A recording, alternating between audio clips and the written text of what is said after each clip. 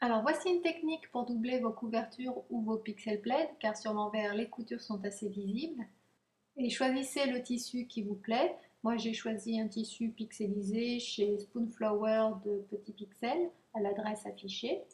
Ensuite il faut couper votre tissu aux dimensions de votre couverture ou de votre pixel plaid en ajoutant 2 cm de chaque côté. Ensuite, il faut épingler donc un ourlet de 2 cm, si possible en vous aidant des motifs comme je le fais là, c'est plus facile.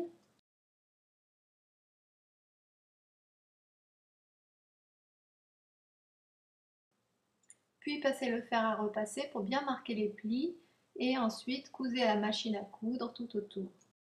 Donc ensuite on va épingler le tissu sur les bords des granny squares en laissant apparaître la bordure. Donc on ne tient pas compte de la bordure parce qu'ensuite on va coudre le tissu au point invisible sur les bords des granny squares. Alors pour fixer le tissu au point invisible sur l'envers de la couverture, donc on va piquer dans le pli de l'ourlet, voilà, et bien en face du point, on va piquer dans le bord de la couverture et ressortir un peu plus loin du même côté. Puis on va repiquer bien en face du dernier point dans le pli de l'ourlet de la doublure et ressortir du même côté, environ 0,5 cm d'intervalle à chaque fois. On resserre bien et on voit que le point disparaît. Puis bien en face, toujours donc sur le bord du pixel plaid ou de la couverture, ici donc sur le bord du granny square, on ne tient pas compte de la bordure et on ressort du même côté. Puis bien en face, on pique dans le pli de la doublure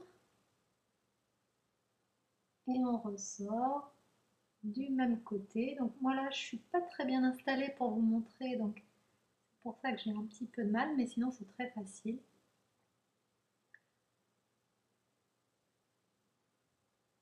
Voilà, donc je pique bien en face et je ressors, et ainsi de suite. Donc là, vous voyez que je vais bien chercher le bord de mon granny square pour ne pas piquer dans la bordure. Et voilà le résultat. Alors j'ai utilisé la même technique pour mon pixel plaid princesse en choisissant pour ma doublure le motif pixelisé cœur de chez Petit Pixel. Alors je vous invite à découvrir toutes ces techniques et plein de modèles de pixel plaid dans mes livres et notamment le tout dernier Pixel Party à crocheter et à tricoter et aussi sur mon blog ouklook.fr. À bientôt!